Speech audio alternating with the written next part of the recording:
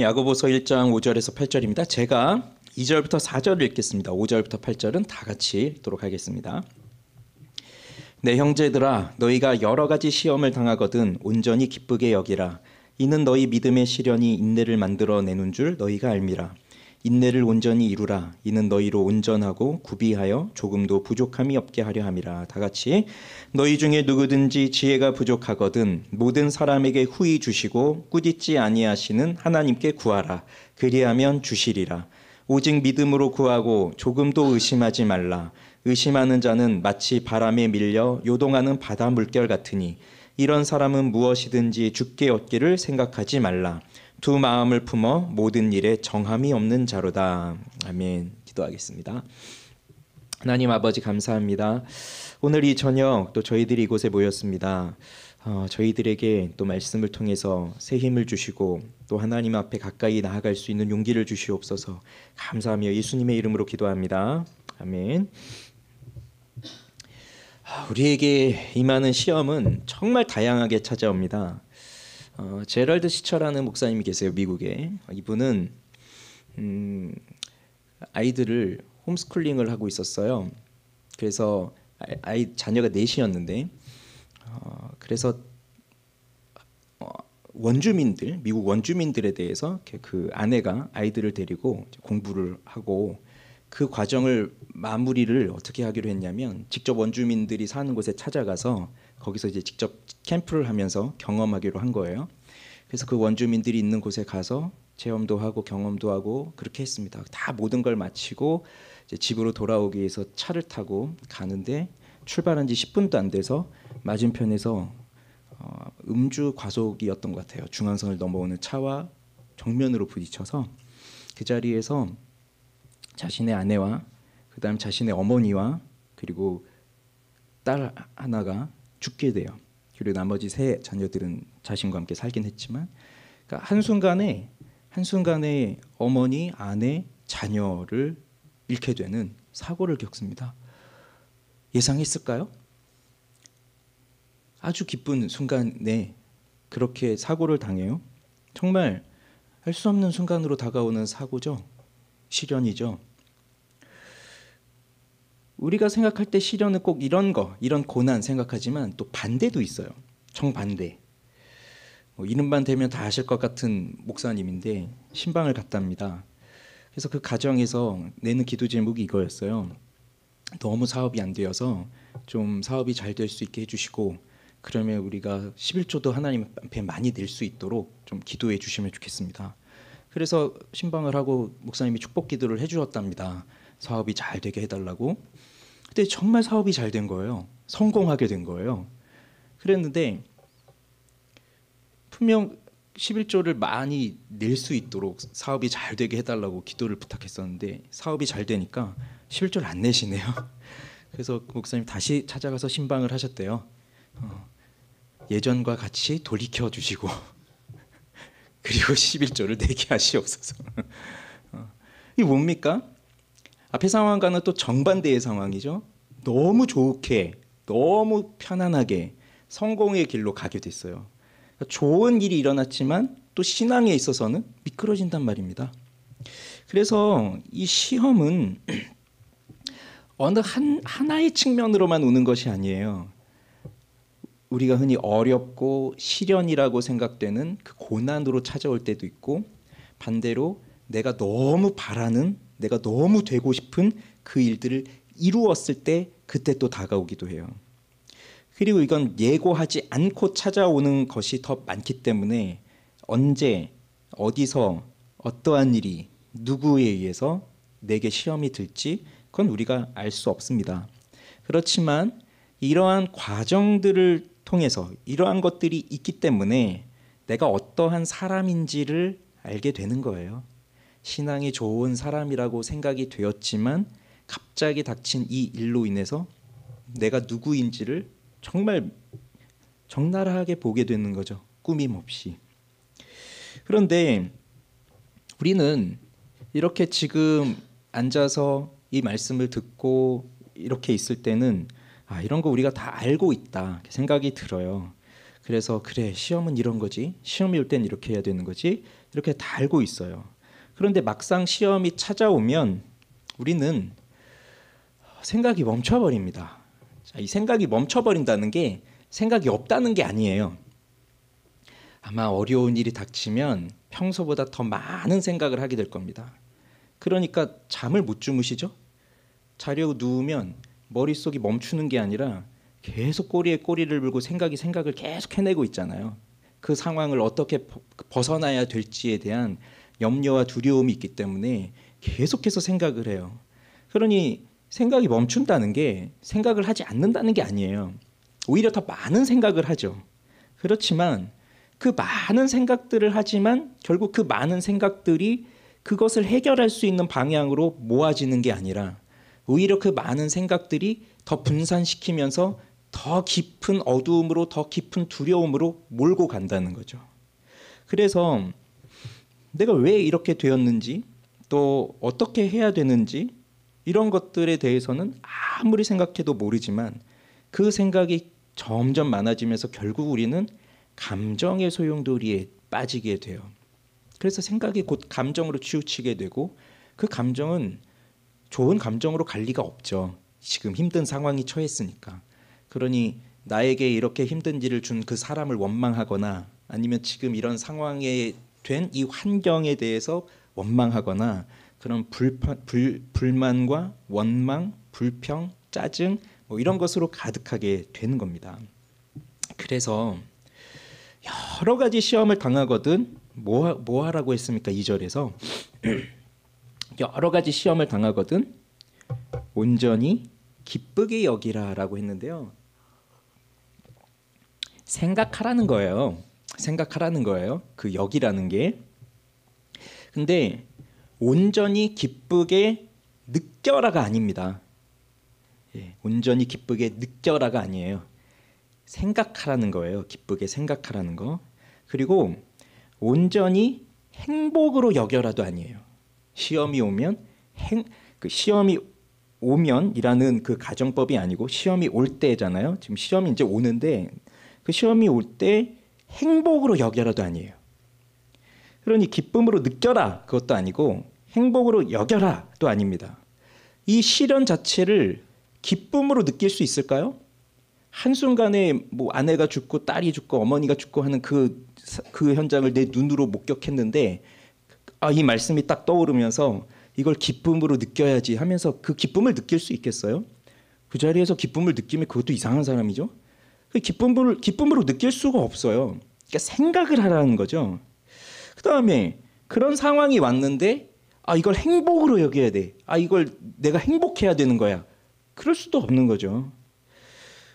그러니 우리는 그 상황 속에서 매우 힘든 고통의 터널을 지나가는 것과도 같기 때문에 우리는 기쁨으로 느낄 수도 없고 행복 그 자체라고도 말할 수 없지만, 그러나 중요한 건 이겁니다. 기쁨은 하나님이 이 시련 가운데에 함께 계신다.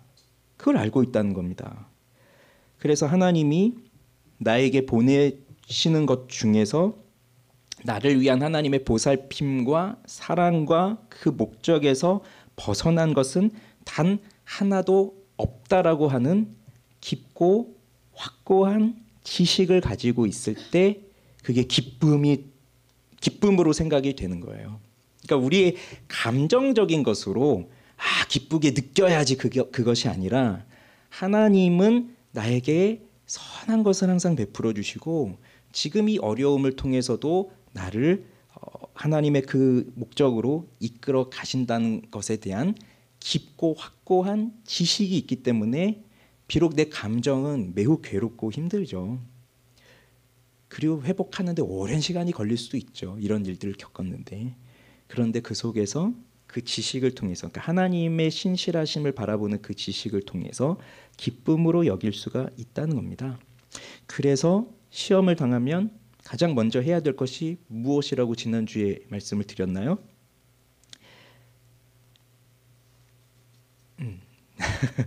네, 지난주에 무엇이라고 말씀드려요? 5절. 네. 같이 읽어보죠. 5절. 너희 중에 누구든지 지혜가 부족하거든 모든 사람에게 후히 주시고 꾸짖지 아니하시는 하나님께 구하라. 그리하면 주시리라. 자, 이게 시험을 당하면 가장 먼저 해야 될 일이라는 거예요. 지혜를 구하라는 거. 그러니까 지혜는 하나님의 뜻과 그에 합당한 지식입니다. 그러니까 세상의 지혜를 구하라는 게 아닙니다. 계속 생각이 많아지고 한다는 건 세상의 지혜를 찾고 있다는 거거든요. 그러니까 세상의 지혜를 찾으라는 것이 아니라 하나님의 뜻을 찾으라는 거예요. 하나님의 뜻과 그에 합당한 지식을 찾으라는 거예요. 근데 정말 이상한 것이, 물론 우리가 하나님의 뜻을 떠나고 의도적으로 범죄하고 죄를 짓고 하나님과 멀어져 있을 때에도 분명 하나님의 뜻을 알지 못하는 이러한 시련 가운데 떨어지기도 하지만, 우리가 하나님을 잘 섬기고 있을 때 너무나도 갑작스럽게 찾아오는 시험도 많다는 거예요. 욥이 하나님을 정말 잘 섬겼잖아요. 그런데 너무 하나님을 잘 섬기다 보니까 시험의 대상이 되는 거잖아요. 또 그런 상황이 우리에게 또 온다는 말이죠. 하나님을 잘 섬기고 있는데 어려움이 온다. 그 순간에도 우리는 순간적으로 하나님의 뜻이 무엇인지를 모르게 될 때가 많아요. 그래서 하나님의 뜻과 그 합당한 지식을 구하는 겁니다. 그래서 하나님이 그것을 주시면, 그 지혜를 알게 되면 지금 내가 처한 상황을 하나님의 시각으로 판단하게 되는 거예요. 그 지혜가 없으면, 그러니까 하나님의 지혜가 없고 세상의 지혜로 보기 시작하면 이 모든 상황을 세상과 나의 관점으로 해석하고 그걸 풀어내려고 나의 머리를 굴리면서 이렇게 하면 이렇게 될 거야 라고 생각을 하지만, 하나님께서 주신 지혜를 가지게 되면 하나님의 뜻으로, 하나님의 시각으로 지금 내게 놓여있는 이 상황을 판단하고 해석하게 되니까 그 속에서 나를 하나님이 이끌어 가시는 방향이 무엇인가 하는 것을 이제 깨닫게 되는 거죠. 그러면서 하나님의 뜻이 이거였구나. 나를 이렇게 살게 하기 위해서 이렇게 주신 거구나. 그리고 이 일을 통해서 이루어지는 일이 정말 이게 하나님의 뜻이구나라는 것을 보게 되는 거예요. 그래서 지혜를 구해야 돼요. 그래서 우리 잊어버리지 마시고 지혜를 구해야 된다. 그게 첫 번째면, 자, 이제 두 번째가 뭐냐면, 그러면 누구에게 그 지혜를 구해야 되느냐 하는 거예요. 누구에게. 5절을 아까 읽었죠. 너희가 누구든지 지혜가 부족하거든 모든 사람에게 후히 주시고 꾸짖지 아니하시는 하나님께 구하라. 그리하면 주시리라. 이렇게 되어 있습니다. 그러니 누구에게 지혜를 구하라는 겁니까? 모든 사람에게 후히 주시고 꾸짖지 아니하시는 하나님께. 여기에 하나님의 속성을 야고보 사도가 너무 잘 나타내주고 있어요. 우리가 어떠한 하나님께 구해야 되느냐. 총 4가지가 나오고 있습니다. 일단 모든 사람에게 후히 주시고 꾸짖지 아니하시는 하나님인데, 자, 이걸 보면서 우리는 먼저 생각해 볼 수 있는 하나님이 어떤 하나님이냐면, 우선 하나님은 하늘에서 팔짱 딱 끼시고 제가 어떻게 저런 시험에 빠지지? 야, 저 시험에 빠져서 저렇게 생각도 못하고 지혜도 모르고 저렇게 어떻게 저럴 수 있지? 야, 저렇게 어떻게 한심할 수 있지? 이렇게 화를 내면서 시험을 당하고 있는 자들을 꾸짖는 하나님이 아니라는 겁니다. 왜 우리 스포츠 경기 볼 때 축구 선수들을 막 보잖아요. 너무 이렇게 열심히 보다 보면 패스해 막 하는데 뭐 슛을 찾는데 골대 위로 날아가고 그러면 다 어떻게 하죠? 막 현장에서 욕을 하고 막 그러잖아요. 옛날에 우리 교육자분들하고 저 강원도 수련을 갔을 때 우리 선배 목사님 중에 진짜 축구를 좋아하시는 분이 계셨거든요. 거기 강원도 그 어느 중학교에서 축구부가 와서 축구를 하고 있는 거예요. 장난기가 발동되셔가지고 그 코치한테 가서 우리랑 게임 좀 하자. 처음에 그분이 안 한다고 했는데 하도 애원해서 하자 해가지고 게임을 했어요. 중학생들하고. 근데 이렇게 저희가 봐도 알잖아요. 얘네가 주전, 얘네는 좀 후보, 얘네는 한 3학년, 얘네는 한 1학년 이렇게 알잖아요. 근데 뭐 1학년 같은 애들 보내는 거예요. 다 머리 까까머리에 한 요만한 애들. 그래서 뭐 이렇게 했는데 와, 우리는요 중앙선을 못 넘어가고 걔네들이 따와서 골을 넣었는데 더 황당한 건 뭐냐면 골 넣은 애를 코치가 부르더라고요. 그러면서 막 혼내요. 뭐지 했더니 그거밖에 못하냐고 혼내는 거예요. 그리고 돌아오는 차 안에서 그 목사님이 그랬습니다. 내가 이제 다시는 국가대표 축구 경기 보면서 국가대표 욕하지 않겠다.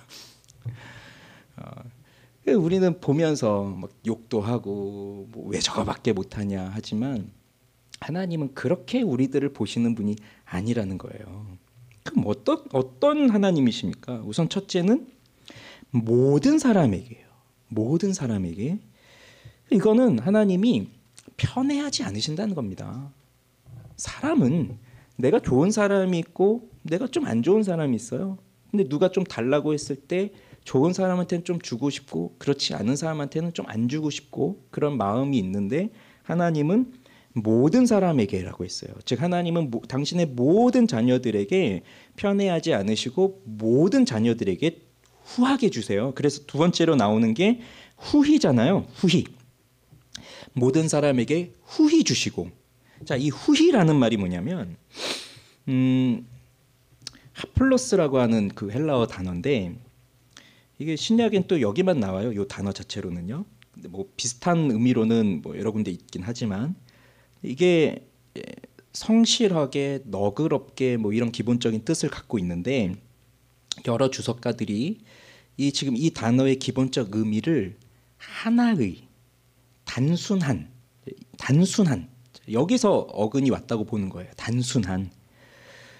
그래서 에베소서 6장 5절에 종들아 상전들에게 성실한 마음으로 순종하기를 주께 하듯 하라라고 했을 때 그 성실한 마음으로라고 이렇게 했거든요. 그게 이제 같은 어근에서 오는 단어인데 그 성실하게 섬기라는 것도 이렇게 두 개의 마음을 갖고 하는 게 아니라 하나의 마음으로 섬긴다는 거잖아요. 성실하다는 게 이리저리 재면서 눈치 보면서 내가 이렇게 하면 뭔가 또 좀 이렇게 나를 좀 더 잘 봐줄 것이고 그런 게 아니라 그냥 정말 하나의 마음으로 섬기는 거예요. 그건 뭐죠? 단순한 거죠. 단순한 거. 제가 대학 때 저 치킨집 전단지 붙이는 알바를 한번 한 적이 있는데 이렇게 붙이고 있는데 어떤 아저씨가 계속 오토바이를 타고 자꾸 따라오시는 거예요. 저가 가는 곳에 또 그 아저씨도 오고 그러더니 계속 동선이 겹치더니 결국은 저한테 와서 말을 걸더라고요.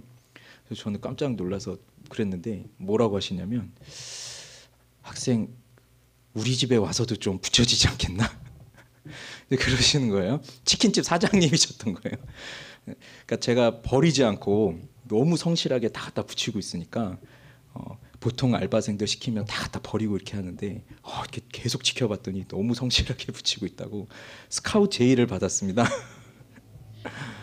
근데 그런 게 뭡니까? 이걸 내가 뭐 좀 버리고 해서 그냥 돈을 좀 받고 이렇게 잔머리를 굴리고 뭐 그런 다른 생각을 하고 있는 게 아니라 그냥 오로지 내가 이것을 붙이도록 받았으니까 그냥 정말 하나의 생각으로 단순하게 일을 하는 거예요. 그런 게 성실함으로 나타나는 거죠. 즉 계산하지 않는다는 얘기예요. 여기서 말하는 이 후히, 즉 단순하게 하나의 이런 거는 계산하지 않는다는 거예요. 계산하지 않고 성실하게 하는 거예요. 이게 성실하게, 온전하게 그렇게 하는 거예요. 그러면 하나님이 후히 주신다는 게 무슨 뜻이 되는 겁니까? 하나님께서 후히 주신다는 것이 무슨 뜻이 되는 거죠? 하나님은 우리에게 무언가를 주실 때 계산하고 주지 않으신다는 겁니다. 사람들은 계산을 하죠. 내가 이 사람한테 이렇게 호의를 베풀면 이 사람은 나한테 이렇게 갚아야 될 것이야. 이렇게 계산을 하고 내가 이 사람한테 이걸 주는데 그런데 이 사람이 내가 별로 주고 싶지 않은 사람이다 라고 하면 또 주지 않는 거죠. 그러나 하나님은 뭐 보답을 바라셔서 주시는 것도 아니고 그리고 우리가 어떠하든지 간에 주신다는 말입니다. 계산하지 않고 주시는 하나님의 본성이에요. 그리고 하나님은 그렇게 주시는 것을 기뻐하시는 분이에요. 그래서 하나님은 주저함이나 마음의 거리낌 없이 신실하게 주시는 하나님이세요. 그리고 이것을 예수님의 말씀과 좀 연결해서 생각을 해보면 마태복음 7장 7절에서 구하라 그리하면 너희에게 주실 것이요 찾으라 그리하면 찾아낼 것이요 문을 두드리라 그리하면 너희에게 열릴 것이니 라고 말씀하신 것처럼 그렇게 구하면 찾으면 두드리면 하나님은 후히 주신다는 거죠. 이렇게 후히 주실 수 있는 분은 어떠한 분이셔야 됩니까? 자, 예를 들어서 누군가 나에게 돈을 빌리러 왔다고 해보세요. 근데 내가 이 사람이 정말 좋은 사람이에요. 그래서 얼마가 필요하다고 해요. 내가 싫은 사람 같으면 뭐 매몰차게 없어 하고 딱 거절하겠지만 정말 도와주고 싶어요. 그런데 우리는 먼저 어떻게 합니까? 도와주고 싶은 마음이 있어도 뭐부터 확인해야 돼요? 내가 이 사람이 원하는 돈을 빌려줄 수 있을 만한 여유가 있는가? 그리고 내가 정말 이 사람을 도와주고 싶고 사랑하지만 정말 이 사람이 나한테 다시 갚을 수 있는가? 그리고 이렇게 했을 때 내가 손해보지는 않을까? 이런 것들을 다 생각하면서 결국은 줄 때도 미안해 나 이거밖에 없어 하고 그가 원하는 것의 뭐 일부분만을 줄 수밖에 없는 경우들이 많죠. 그것이 우리 사람들의 모습이에요. 그러나 하나님은 이러한 사람의 모습과는 다르다는 겁니다. 왜 그럴까요? 하나님께는 언제나 준비가 되어 있으시기 때문에 그래요. 하나님이 잠깐만 보자. 내 지갑에 얼마가 있는지 확인하실 필요가 없는 분이시기 때문에 너가 이걸 구하고 있는데 잠깐만 보자. 내가 지금 너한테 이걸 주면 내 상황이 어떻게 될지 지금 너만 나한테 구하고 있는 게 아니라 저 전 세계에서 지금 나한테 다 구하고 있기 때문에 너만 지금 도와줄 수가 없어 하면서 이렇게 보시는 그런 분이 아니시라는 겁니다. 지금 당장 모든 것을 후히 주실 수 있도록 완벽하게 준비되신 분이기 때문에 이렇게 주실 수 있는 거예요. 그것이 사람과 다른 점이에요. 그래서 하나님은 후히 주시는 분이에요. 이걸 우리는 기억해야 돼요. 그런데 이것을 좀 더 어렵게 좀 생각을 해보면요. 하나님의 속성을. 여기서 이 하나님의 속성을 무슨 속성이 나오냐면 하나님의 단순하심이 나옵니다. 단순하심. 즉 하나님의 절대적 속성, 하나님께는 절대적 속성과 보편적 속성이라는 것이 있어요. 절대적 속성이라는 것은 하나님만 가지고 계신 속성이고 보편적 속성은 우리 피조물에게도 어느 정도 주어져 있는 속성이기도 해요. 그런데 이 하나님의 절대적 속성은 크게 네 가지가 있는데 하나님의 자존성, 그리고 하나님의 불변성, 그리고 하나님의 무한성, 그리고 하나님의 단순성이 있어요. 뭐 이걸 다 설명할 수는 없으니까 이 단순성이라고 하는 게 뭐냐면 말은 정말 단순하잖아요. 단순성. 심플하잖아요. 그런데 이게 사실 우리가 생각하기엔 너무 어려운 부분이긴 합니다. 이게 뭐냐면 하나님은 어떠한 구성 요소를 갖고 계신 분이 아니라는 뜻이거든요. 이해가 되시나요? 이런 물건들을 보더라도 이런 물건들이 존재하기 위해서는 구성 요소가 다 들어가 있어요. 눈에 보이는 동그란 이것도 있고 이런 대도 있고 또 이 속에는 전선도 들어가야 되고 다 이런 구성 요소들이 결합이 되어서 하나의 물건이 만들어진 것인데 하나님의 존재는 그런 구성 요소들이 더하기 돼서 하나님이 딱 이렇게 만들어지신 분이 아니란 얘기거든요. 그래서 하나님은 단순하시다는 거예요. 그래서 하나님께는 다양한 속성이 있죠.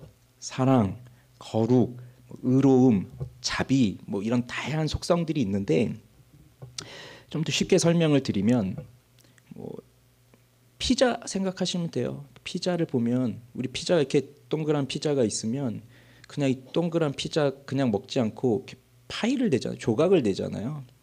그랬을 때 뭐 여기 한 조각은 사랑, 여기 한 조각은 뭐 거룩, 여기 한 조각은 의로움, 여기 한 조각은 자비 이런 식으로 생각을 하면서 이게 조각들이 다 합쳐졌을 때 피자 한 판이 된다.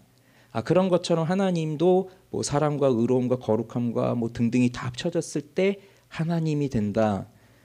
이렇게 존재하시는 분이 아니라는 겁니다. 그러니까 하나님은 그렇게 요소들로 구성 요소들이 합쳐져서 하나님이 아니라 하나님은 그냥 한 분이시라는 거예요. 그래서 하나님께 하나님에게 있어서 사랑은 그냥 한 조각이 아니에요. 하나님이 곧 사랑이에요. 하나님에게 있어서 거룩함은 한 조각이 거룩함이 아니에요. 하나님이 거룩함이에요. 이게 참 우리는 이해하기 어렵지만, 그런데 오늘 여기서 보시는 이 후히 주신다라고 할 때 이 단순함이라고 하는 것이, 그게 우리에게 너무나 큰 은혜가 되는 이유는 뭐냐면, 17세기 네덜란드 신학자 중에 판 마스트리트라고, 그분이 무슨 말을 하냐면, 이 야고보서 1장 5절에 근거해서 무슨 말을 하냐면 이런 말을 합니다. 하나님이 가장 단순하기 때문에, 하나님이 가장 단순하시기 때문에 하나님은 단순하게 주십니다. 그분이 주시는 것은 조각이나 일부가 아닙니다. 하나님이 주실 때 그분은 자기 자신, 곧 자신의 존재 전체와 속성 전체를 주십니다. 하나님은 단순하시기 때문에 우리에게 쏟으신 하나님의 모든 속성, 즉 그분의 지혜, 권능, 선, 은혜, 이런 것들이 서로 분리될 수가 없습니다. 이해가 되십니까? 그러니 우리가 하나님께 구해요. 그럼 하나님 우리에게 후히 주시는데, 하나님이 우리에게 주실 때, 자, 내가 너에게는 이것밖에 못 준다 하고 우리한테 주는 게 이 일부, 그것이 아니라 하나님 존재 전체를 우리에게 준다는 거예요. 그래서 하나님의 사랑을 필요로 하는 사람들에게는요, 하나님께 사랑을 구하잖아요. 그럼 하나님이 사랑을 주시는데 그 사랑이 일부가 아니라 정말 하나님 자체의 사랑을 주시는 거예요. 어떤 사람에게는 하나님의 그 따스한 인정이 필요해요. 그러면 하나님이 그냥 일부분만 주시는 게 아니라 전체를 다 주신다는 거예요. 이것이 하나님의 단순하심, 즉 후히 주신다. 그냥 많이 주시나 봐, 넘치도록 주시나 봐, 그런 의미의 후히라기, 그렇게 생각하는 것 이상으로 우리는 생각할 수 있어야 돼요. 그냥 후히, 내가 1,000원을 구했는데 10,000원을 주시는구나, 그 정도가 아니라 이건 하나님이 자신의 존재 자체를 우리에게 다 주신다는 겁니다. 그리고 그렇게 하실 수 있도록 하나님은 언제든지 준비가 되어 있으신 분이라는 거예요. 그리고 그것을 기뻐하시는 분이라는 거죠. 그래서 세 번째가 주시고잖아요. 후히 주시고. 그래서 하나님은 주시는 분이에요. 그래서 5절 마지막에 보면 구하라 그리하면 주시리라. 하나님이 주시는 분이기 때문에 주시리라, 이렇게 연결이 되는 겁니다. 이게 하나님의 성품이에요. 또 주시는 것이.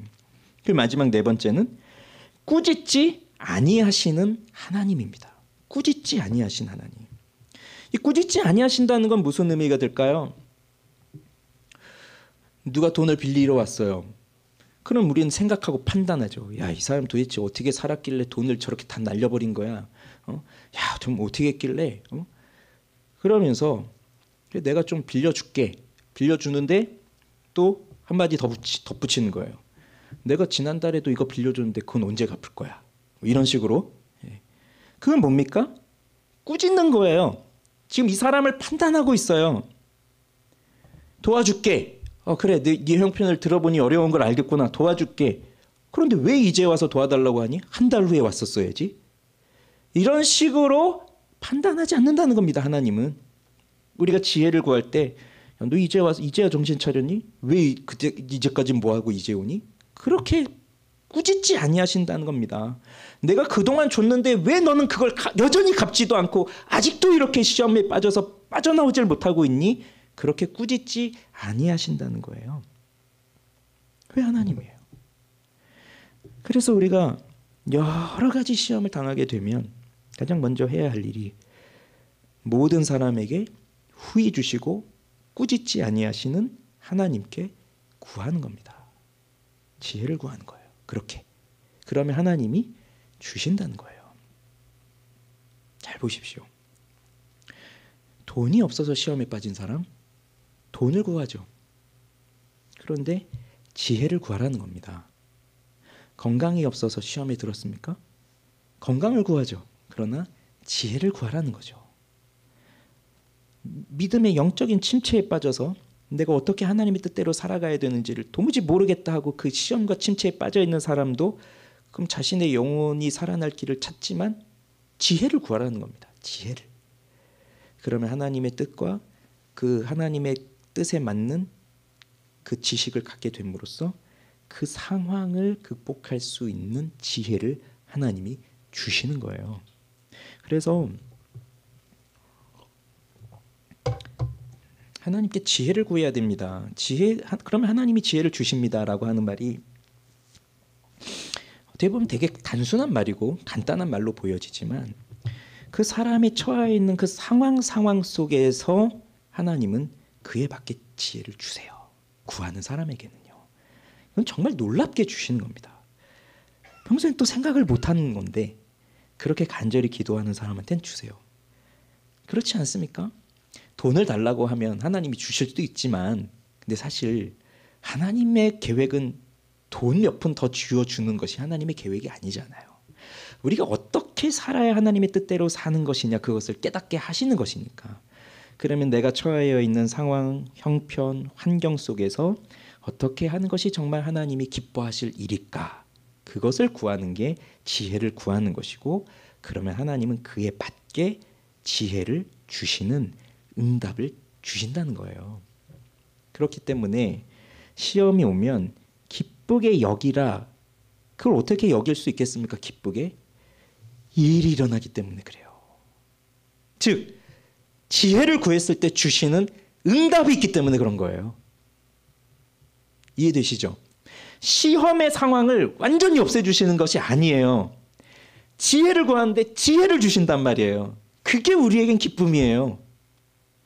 사고로 가족이 죽었는데 어째서 하나님 그러실 수 있습니까? 라면 그 가족이 다시 살아 돌아오겠어요? 사실 그런 일은 일어나지 않지만 그 상황에서 하나님의 뜻을 구하는 지혜를 구하다 보면 그 일을 통해서 나를 다루어 가신 하나님의 그 뜻을 알 수 있게 된다는 말이죠. 그게 우리에게는 기쁨이 되는 거예요.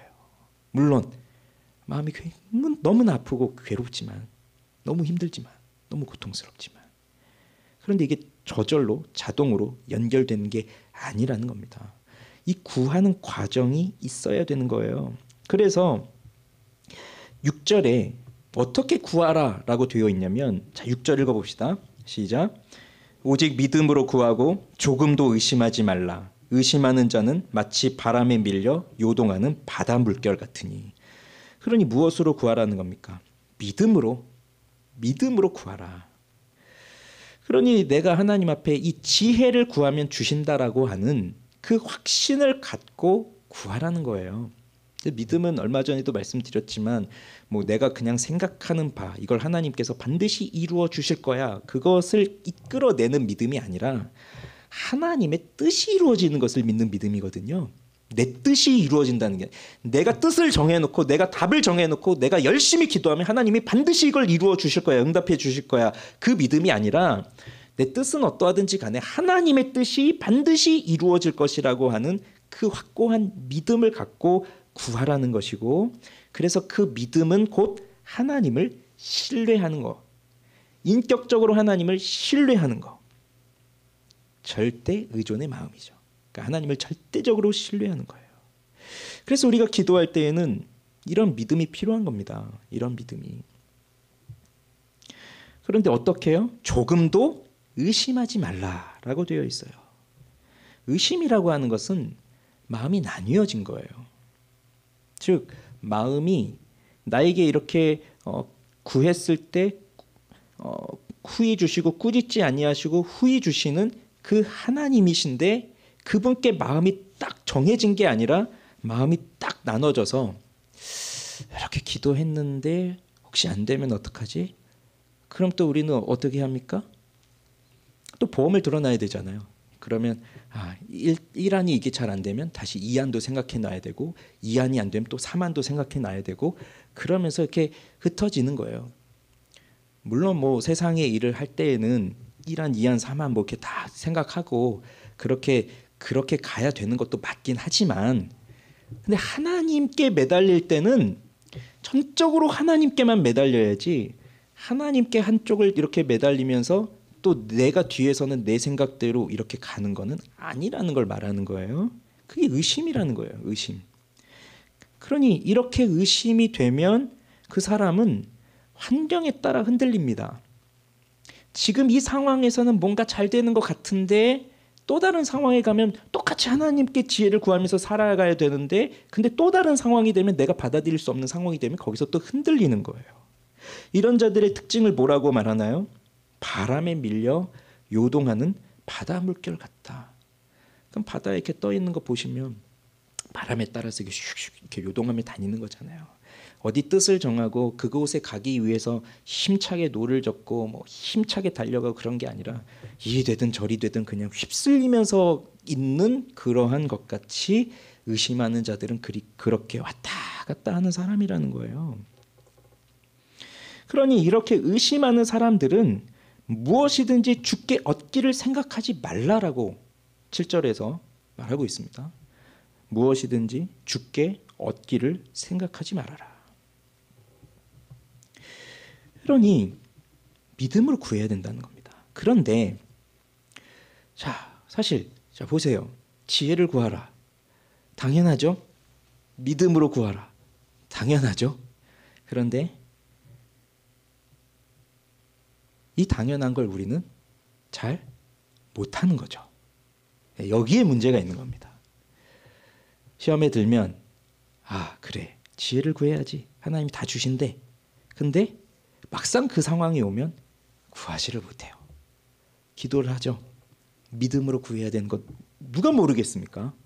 주일학교 한 1, 2년만 다녀도 다 아는 내용이 되는 겁니다. 기도할 때 믿음으로 구해야 된다는 거. 그렇지만 안 되는 거죠. 이게 문제예요. 믿음으로 구하면 하나님이 후히 주신다. 꾸짖지 않고 후히 주신다. 구하면 주신다. 이렇게 오늘 딱 말씀하고 있는데 왜 우리는 그 믿음으로 구하지를 못하고 있는 걸까요? 우리의 현실과 믿음의 사이가 있기 때문에 그렇습니다. 현실과 믿음 사이에 여전히 존재하고 있는 간극이 있어요. 그러나 우리는 무엇이 먼저 보입니까? 현실이 먼저 보이죠. 그래서 지난 주일에도 잠깐 언급했던 베드로가 나오잖아요.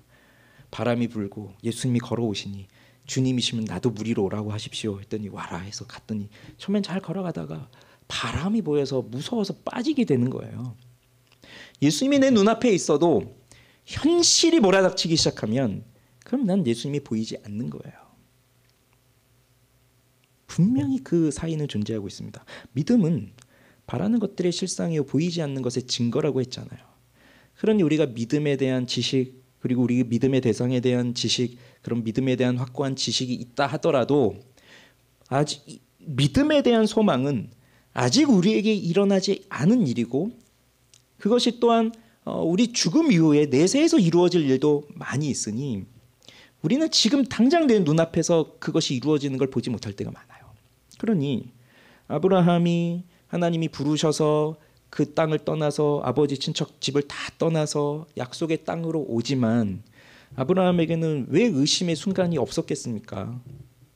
그에게도 의심의 순간이 있었고 흔들리는 상황들이 여러 차례 나오죠. 그래서 말씀에 순종해서 그 땅으로 왔지만 가장 먼저 닥친 상황은 그가 가장 먼저 보게 된 현실은 그 땅에 기근이 임했다는 거예요. 그런 이 땅을 주시겠다고 약속하셨으면 그 약속을 붙들고 그 땅에 머물러야 하겠지만 그 아브라함은 또 자기 살 길을 찾아서 남방 땅으로 점점 내려가죠. 애굽으로까지. 자식을 주겠다고 약속하셨지만 자식을 주지 않으시니까 그냥 내 종으로 후사를 삼아야 되나? 아니면 여종을 통해서 후사를 삼아야 되나? 이렇게 또 간단 말이죠. 현실과 믿음에는 여전히 그 믿음이 나타나지 않는 현실이 있기 때문이에요. 우린 그걸 보고 있어요. 그런데 이것을 이겨나가기 위해서 우리가 필요한 게 무엇입니까? 은혜죠. 하나님의 은혜가 필요한 거예요.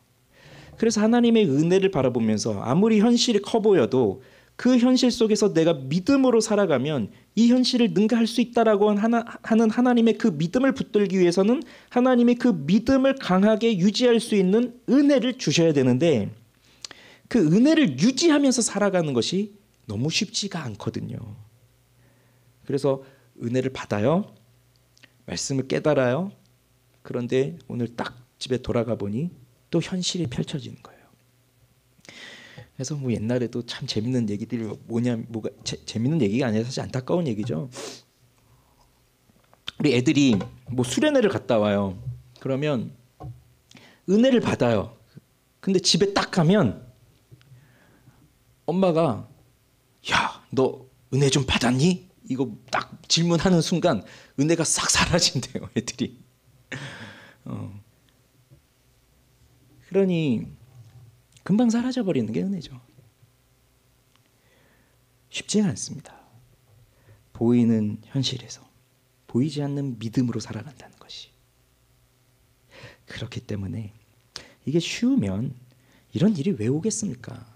이게 쉽지 않기 때문에 우리에게는 시험도 오고 시련도 오고 그 시련이 우리에게는 또 연단이 되기도 하고 그러면서 내가 지금 나에게 부족한 것이 무엇인가 하는 것을 또 깨닫게 되고 그러면서 또 하나님께 배우게 되고 그러면서 그 경험을 통해 또 이렇게 살아가야 되는구나 그걸 또 깨닫게 되고 그런 일들을 거쳐간 사람들은 또 다른 사람들을 보게 되면서 이 사람을 뭐 꾸짖거나 판단하는 게 아니라 이 사람도 지금 이러한 형편에 놓여 있구나. 나도 그랬었는데 그러면 이 사람도 내가 이렇게 도와주면 이 사람도 여기서 이렇게 나처럼 이렇게 또 살아갈 수 있겠구나. 그런 것들을 보게 하는 놀라운 은혜의 수단인 거예요.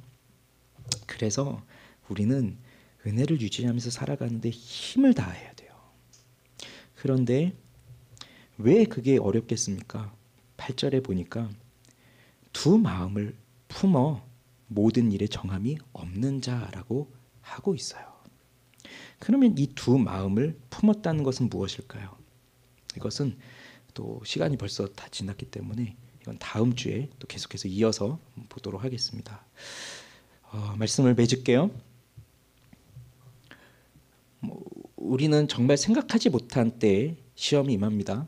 그리고 어쩌면 우리가 정말 당혹스러운 거는 내가 하나님 앞에 잘 살고 있을 때, 그러니까 내가 죄를 짓고 막 이럴 때가 아니라 하나님 앞에 잘 살고 있다고 생각될 때, 지금 내가 은혜를 받고 있다고 생각할 때, 그때 불현듯 찾아오는 시험이 있다는 거예요. 그때 나는 더 힘들어져요.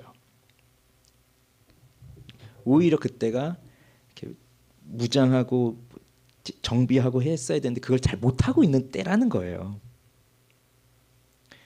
그러니 이스라엘 백성들이 가나안 땅에 들어가서 정복할 때는 전쟁을 계속 하고 있는 중이니까 계속 전쟁을 하지만 전쟁이 끝났고 땅을 다 받았어요. 그러면 자연스럽게 마음이 풀어지잖아요. 그러나 여호수아가 계속해서 마음을 강하게 해라, 담대하게 해라, 율법에서 떠나지 말아야 된다, 하나님의 말씀을 끝까지 붙들어야 된다 이렇게 말하는 이유는 끊임없이 경계태세를 늦추지 않고 지켜나가야 된다는 거죠. 그래서 느헤미야 때 성벽을 지을 때 한 손에 무기를 한 손엔 연장을 들고 그렇게 계속해서 그렇게 싸워가는 거예요. 놔버리면 이게 은혜를 받았다고 생각할 때는 방심하기 시작하고 방심하기 쉽고 방심하게 되었을 때 다가오는 유혹은 금방 또 시험에 빠질 가능성이 크기 때문에 그래요. 그러니 그런 일들도 우리에겐 있고 그러면 우리에겐 더 당혹스럽지만 그런데 여기서 우리가 생각할 건 바로 이겁니다. 하나님께 지혜를 구하라. 우리 힘으로는 할 수 없다는 거예요. 우리 생각으로는 할 수 없다는 거예요. 사람의 생각으로도 할 수 없다는 거예요. 하나님께 지혜를 구하라. 그러면 하나님은 모든 사람에게 후히 주시며 꾸짖지 아니하시는 하나님이시다. 그렇게 주시는 하나님이시다.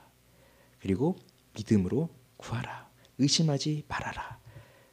그렇게 살아가면 지금 주어진 이 상황이 힘들지만 이걸 통해서 우린 더 하나님을 알아가는 기쁨을 누리게 될 거예요. 기도하겠습니다.